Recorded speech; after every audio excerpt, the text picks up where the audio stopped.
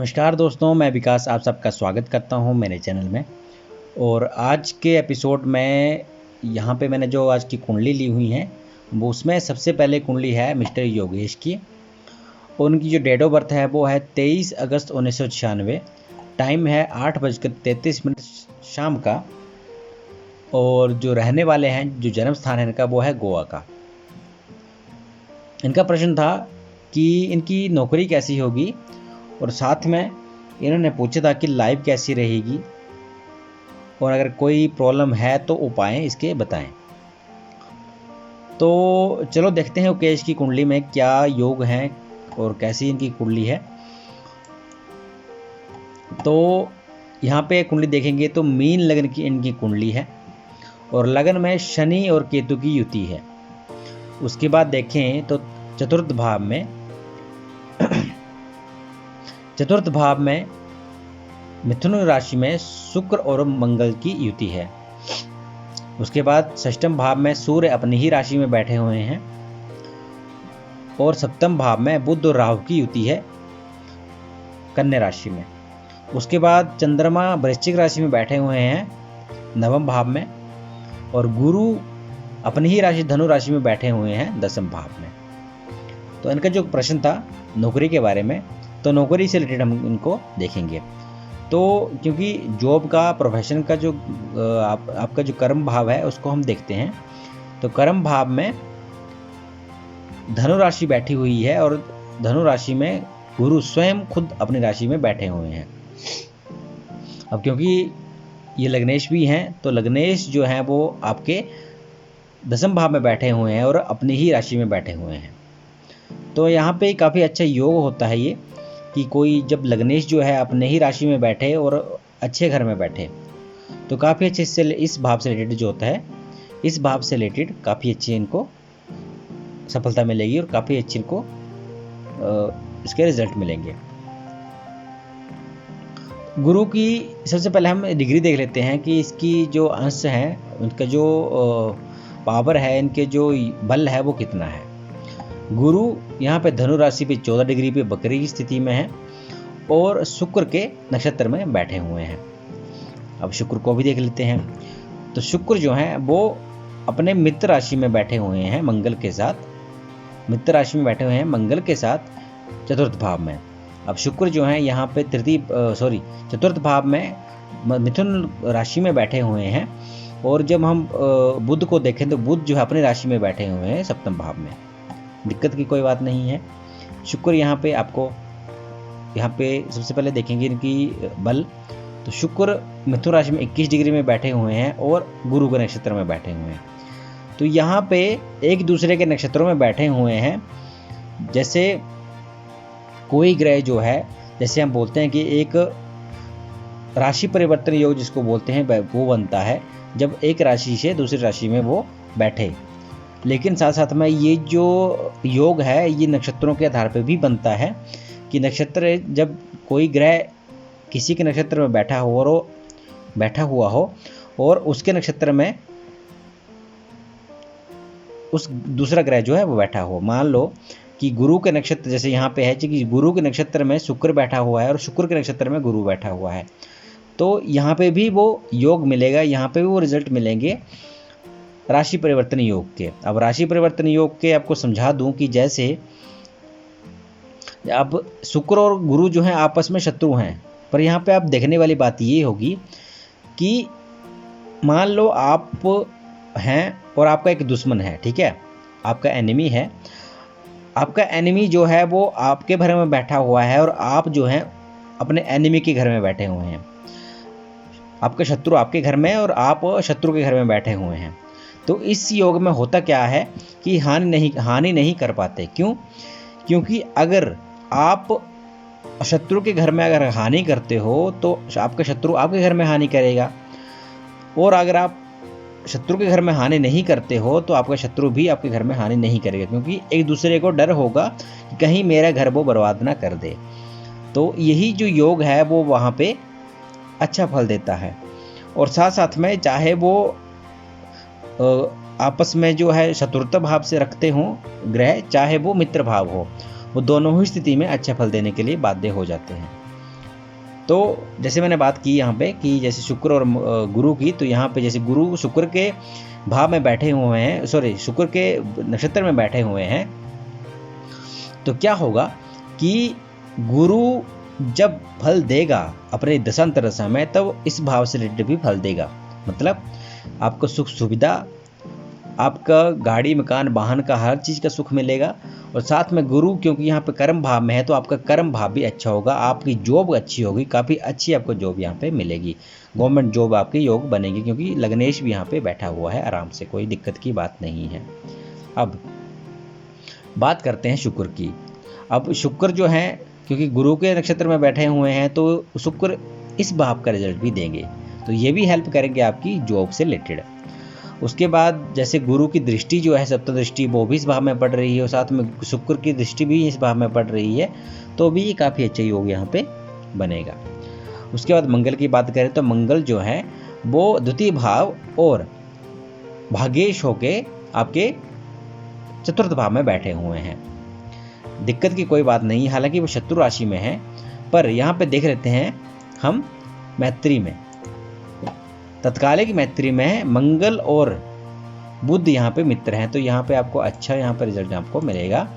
यहाँ पे मंगल अच्छा रिजल्ट देंगे, और क्योंकि भाग्येश भी हैं, तो आपका जो भाग्य के, आपका जो भाग्य है उसके आधार पर आप जो है धन भी अर्जित करेंगे, और साथ साथ में आपका सुख सुविधा से रिलेटेड भी आपका अच्छा यहाँ पे जीवन आपका रहेगा।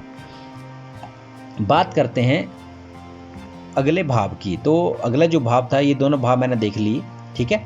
बात करें गुरु की दृष्टि की, तो गुरु की जो दृष्टि है वो पंचम दृष्टि होती है पहली। तो यहाँ पे जो पंचम दृष्टि है वो आपके द्वितीय भाव में पड़ रही है, द्वितीय भाव में पड़ रही है क्योंकि ये मित्र राशि का घर है, तो यहाँ पे भी अच्छा फल देंगे। यहाँ पे भी आपके कुटुंब से रिलेटेड आपको सहायता मिलेगी, आपके धन से रिलेटेड जो है आपका सेविंग होगी, साथ साथ में आपका वाणी जो है वो भी आपकी सरल होगी, और काफ़ी लोग आपकी वाणी से प्रभावित होंगे।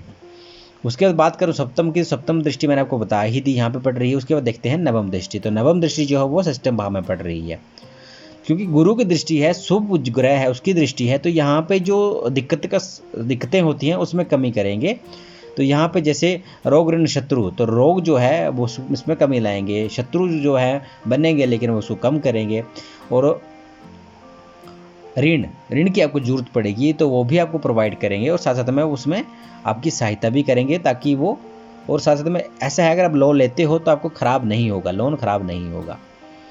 अब सूर्य यहाँ पे बैठे हुए हैं, अपनी ही राशि में बैठे हुए हैं षष्ठम भाव में।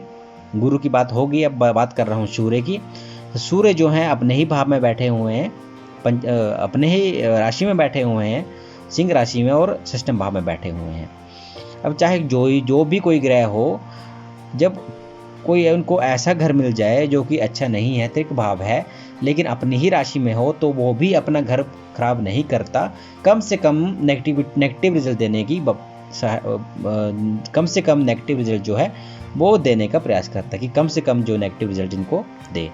तो सूर्य यहाँ पे, जो मैंने आपको गुरु की बात की, वही सूर्य की बात भी करूँगा कि यहाँ पे आपको रोग ऋण शत्रु में कमी करेगा और कंपटीशन में बढ़ोतरी करेगा। तो कुछ जो नेगेटिव चीज़ें हैं उनमें कमी करेगा, और कुछ जो पॉजिटिव है उसमें वृद्धि करेगा। अब बात करूँ यहाँ सूर्य की, जैसे दृष्टि जो सूर्य की पड़ रही है वो पड़ रही है 12वें भाव में, व्यय भाव में, और क्योंकि ये शनि का घर है तो यहाँ पे शत्रु राशि पर दृष्टि पड़ रही है, तो यहाँ पे ये खर्चे बढ़ाएंगे, खर्चे आपके बढ़ेंगे, बेशक बढ़ेंगे, पर यहाँ पे आपके सेटलमेंट के योग बनेंगे, आपके विदेश यात्रा के, आपके विदेश सेटलमेंट के योग भी यहाँ पे बनेंगे, क्योंकि सूर्य यहाँ पे बनाएंगे। उसके बाद बात करूँ मैं बुध और राहु की। बुध अपनी ही राशि में बैठे हुए हैं सप्तम भाव में, तो यहाँ पे भी कोई दिक्कत की बात नहीं है, यहाँ पे भी अच्छा फल यहाँ पे देंगे, क्योंकि बुध जो हैं वो गुरु के मित्र हैं, और यहाँ पे अपनी ही राशि में बैठे हुए हैं, तो अपने घर को खराब नहीं करेंगे। हालांकि केतु यहाँ पे अपने शत्रु राशि में बैठा हुआ है, तो यहाँ पे थोड़ी दिक्कत तो कर सकता है, उनके स्वभाव से रिलेटेड थोड़ी दिक्कत होगी, इनको थोड़ा स्वभाव जो हो उनका जो ऐसा होगा कि दूसरों को पसंद नहीं आएगा। और उसके बाद राहु की बात करो, राहु जैसे मैं बात कर रहा हूँ बुध के साथ बैठे हुए हैं राहु, यहाँ पे दिक्कत की बात नहीं है, क्योंकि यहाँ पे मित्र राशि में बैठे हुए हैं, तो बुध का जो बुध बुध का प्रभाव जो है उसमें वृद्धि करेंगे। अब बुध यहाँ पे अच्छे हैं तो यहाँ पे उनका अच्छा प्रभाव बढ़ाएंगे और यहाँ पे आपको पत्नी से रिलेटेड, आपके जीवन साथी से रिलेटेड आपको अच्छे फल मिलेंगे। आपका अपनी पत्नी के साथ अच्छा रिलेशन होगा, प्यार से रहेंगे और साथ साथ में आपका पार्टनरशिप में अगर कोई काम करते हो तो इसमें भी आपको वृद्धि मिलेगी। और साथ साथ जो एक डेली इनकम होती है, जो डेली का कोई अगर काम करते हो ऐसा जिससे आपको डेली इनकम होती है, उसमें भी आपकी अच्छी पकड़ होगी और अच्छी आपकी आमदनी होगी। हाँ, राहु की वजह से, क्योंकि ये थोड़ा नेगेटिव भी है, तो राहु की वजह से थोड़ी दिक्कत आ सकती है। आपके जो व्यवहार है पत्नी के प्रति या पत्नी का आपके प्रति, उसमें थोड़ी नेगेटिविटी आ सकती है। एक दूसरे के ऊपर जो है वो शक की भावना आ सकती है। उसके बाद बात करूं मैं चंद्र की, चंद्र जो है अपने नीच राशि में बैठे हुए हैं, पर देख लेते हैं कि चंद्रमा नीच का है यहाँ पे कि नहीं है, क्योंकि 3 डिग्री के अंदर अंदर वो नीच के होते हैं। तो यहाँ पे चंद्र जो है 25 डिग्री पे हैं, तो ये नीचता से बाहर हैं, दिक्कत की कोई बात नहीं है। कई पंडित बोलेंगे कि चंद्रमा नीच का है, तो दिक्कत की कोई बात नहीं है। 3 डिग्री के अंदर जो है वो चंद्रमा नीच का होता है, उसके बाद नीच नहीं होता। तो चंद्रमा यहाँ पे नीच का नहीं है, तो नीच ना होने के साथ साथ यहाँ पे आपको चंद्रमा से रिलेटेड भी आपको अच्छे फल मिलेंगे, क्योंकि ये त्रिकोण भाव के स्वामी हैं और भाग्य स्थान में बैठे हैं। तो आपका मन जो है वो आपका विदेश जाने के प्रति भी आकर्षित करेंगे और साथ साथ में धार्मिक प्रवृत्तियों की तरफ भी आपका ध्यान जाएगा। तो ये थी आपकी कुंडलियाँ। हाँ, आपने जैसे उपाय की बात की, तो उपाय के लिए मैं बता दूं आपको कि सूर्य को आप जल अवश्य दें, क्योंकि सूर्य जो है खर्चे बढ़ाएंगे, तो इसमें दिक्कत की थोड़ी बात है।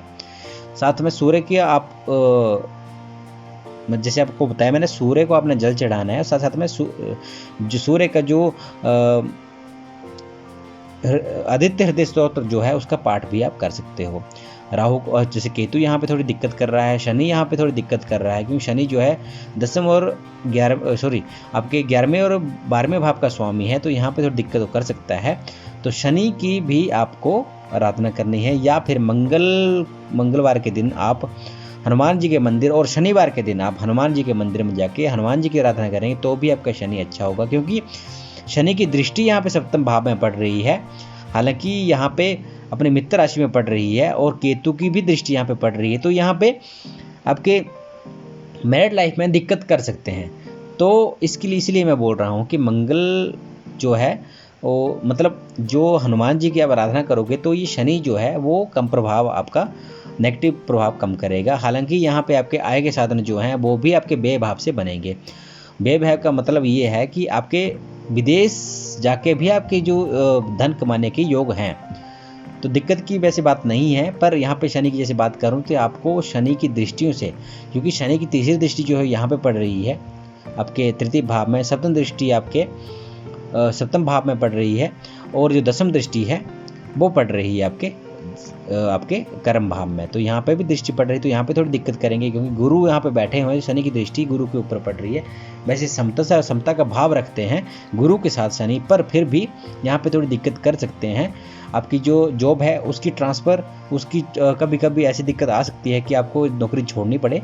तो आप इसके लिए आप शनि जी की आराधना, या मंगलवार के दिन आप हनुमान जी की, या शनिवार के दोनों दिन आप हनुमान जी के मंदिर जाकर उनकी पूजा करेंगे तो आपको लाभ मिलेगा।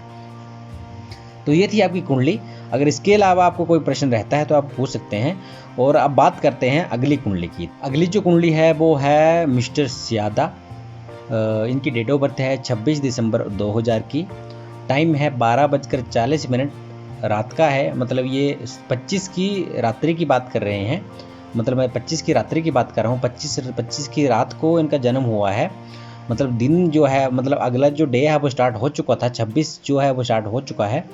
और जो जन्म स्थान है वो काठमांडू, नेपाल। तो यहाँ पे इनका जो प्रश्न था वो था अपने करियर के बारे में, और साथ में इनका प्रश्न था कि मैं मैथ पढ़ सकता हूँ कि नहीं। चलो बात करते हैं इनकी कुंडली की। तो ग्रह स्थिति जो है उसके बारे में देखेंगे तो कन्या लग्न की इनकी कुंडली है।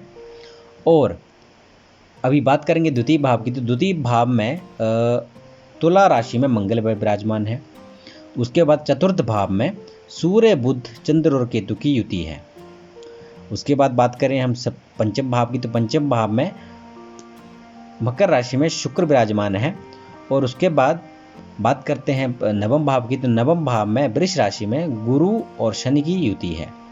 उसके बाद बात करूं मैं दसम भाव की, दसम भाव में राहु की युति है, राहु विराजमान है मिथुन राशि में। तो जैसे करियर के बारे में उन्होंने पूछा, चाहे जॉब है चाहे आपका खुद का बिजनेस होगा, इसके बारे में बात करेंगे। राहु विराजमान है अपने मित्र राशि में विराजमान है, दिक्कत की कोई बात नहीं यहाँ पे।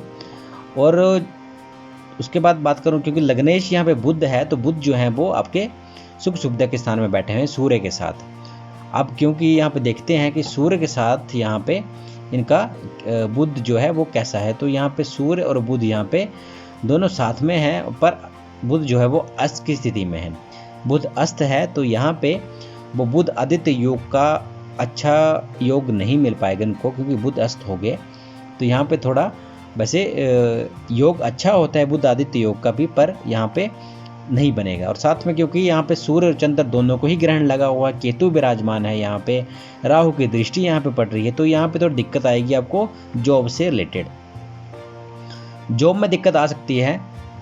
और बात करते हैं शनि की, हम देखेंगे तो शनि जो है वो आपके पंचम भाव और आपके षष्ठम भाव के स्वामी है, जो कि भाग्य स्थान में बैठे हुए हैं।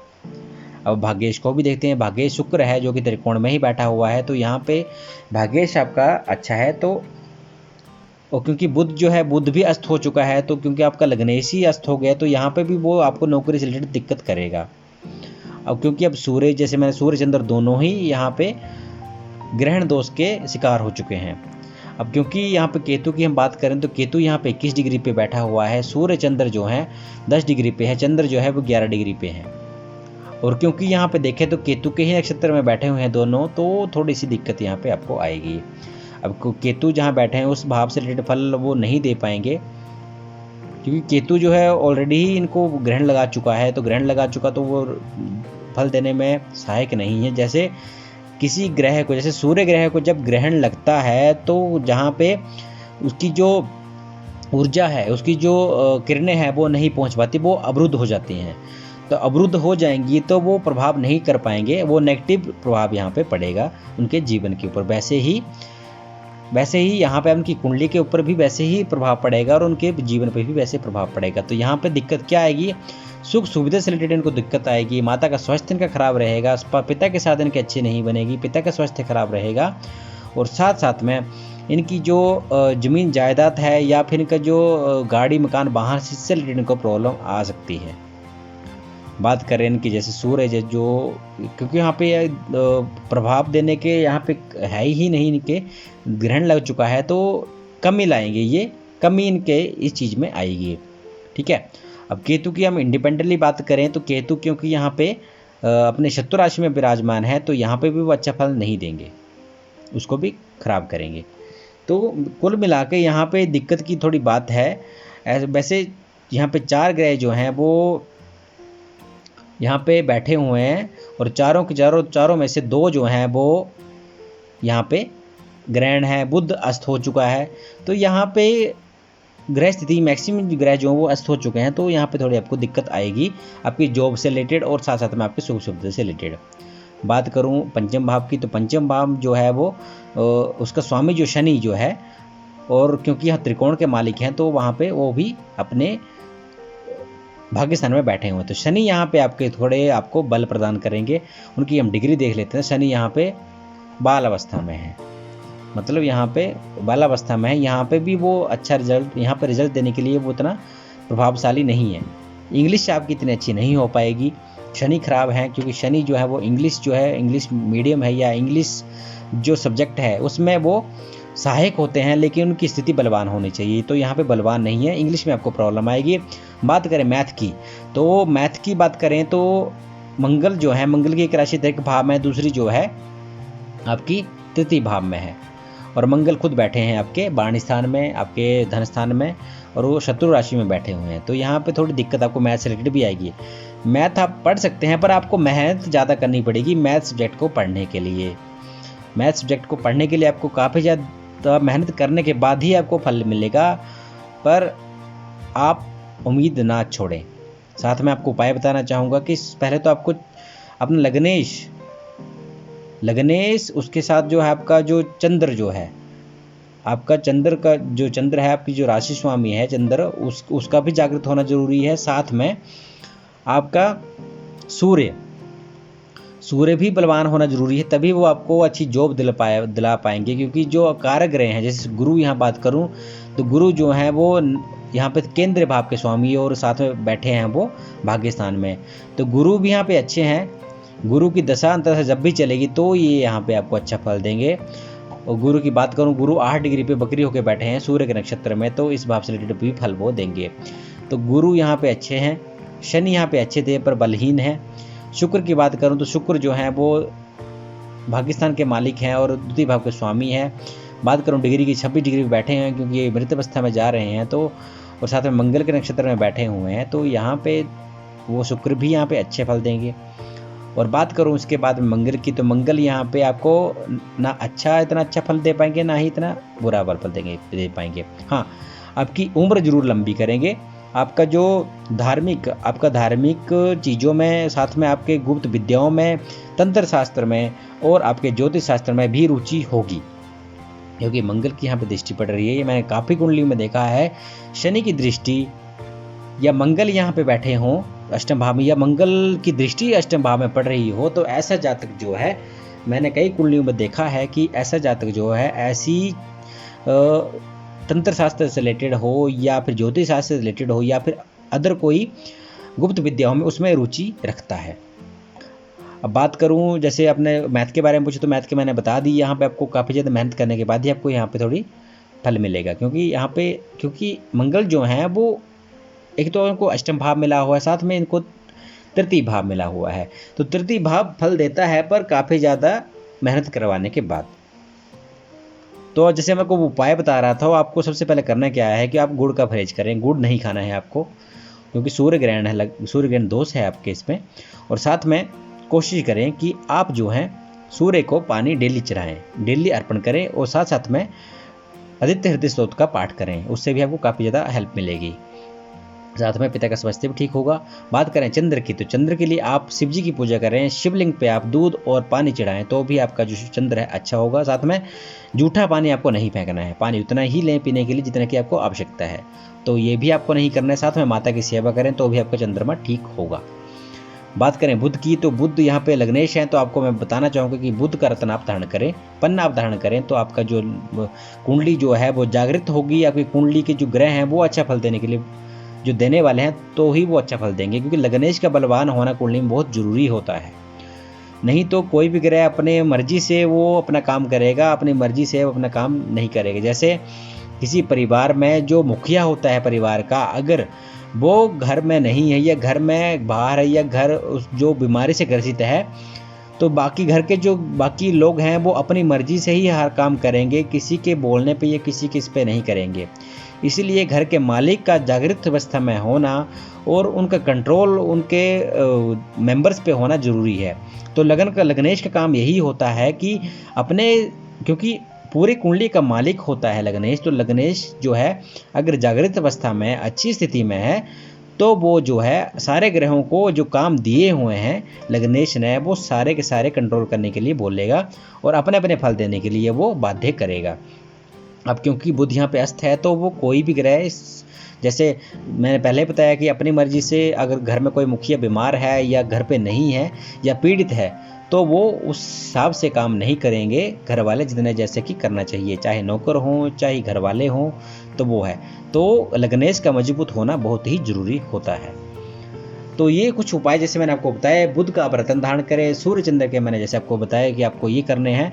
केतु जो है, केतु की भी आप मंत्र जाप कर सकते हैं। राहु की कोई दिक्कत नहीं है, राहु अपने इसमें मित्र राशि में है, फिर भी आप जो है राहु और केतु क्योंकि दोनों साथ में ही चलते हैं, तो दोनों के आप मंत्र जाप कर सकते हैं। सूर्य के मंत्र जाप, चंद्र के मंत्र जाप ये करेंगे तो आपको फायदा होगा, आपका भाग्योदय होगा और आपको अच्छी जॉब मिलेगी। साथ साथ में आपकी हर सुख सुविधा आपको मिलेगी, सेविंग होगी। साथ साथ में जैसे सूर्य पंचम भाव के स्वामी भी हैं, त्रिक भाव के स्वामी हैं, यहाँ पे कमी तो करेंगे, पर इसके बाद देखेंगे कि उसके बाद स्थिति अनुकूल होने के बाद आपको क्या क्या आपको अच्छे रिजल्ट मिलते हैं। अभी आप स्टडी कर रहे हो तो आप स्टडी करें और अच्छे से तैयारी करके आप ये चीज़ें करें। साथ में जो उपाय मैंने आपको बताया वो जरूर करिएगा।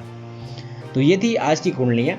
अगर आपको मेरी जो बातें हैं वो समझ आ गई हैं, जो नए व्यूअर हैं उनको वो भी अब चाहते हैं कि अपनी कुंडली दिखाएं, तो आप मुझसे कांटेक्ट कर सकते हैं। मेरी व्हाट्सएप नंबर जो है वो आपको यहाँ पे दिख ही रहा होगा। और साथ साथ मैं बताना चाहूँगा कि डरने की कोई भी बात नहीं होती है कुंडली में। आप अच्छे से कुंडली विवेचन करवाएं और साथ साथ में जो भी उपाय जो बनते हैं वो जरूर करिए।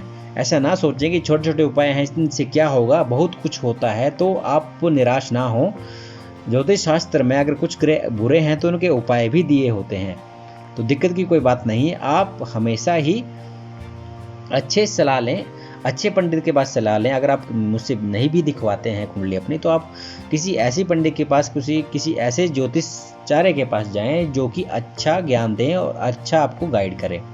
तो ये थी आज का एपिसोड। आई होप आपको पसंद आया होगा। अगर आपको मेरी वीडियो अच्छी लगती है तो मेरी वीडियो को लाइक करें, कमेंट करें, शेयर भी करें।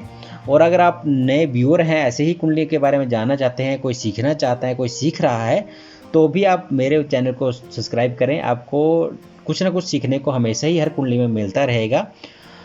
तो ये था आज का एपिसोड। आज के लिए इतना ही। धन्यवाद।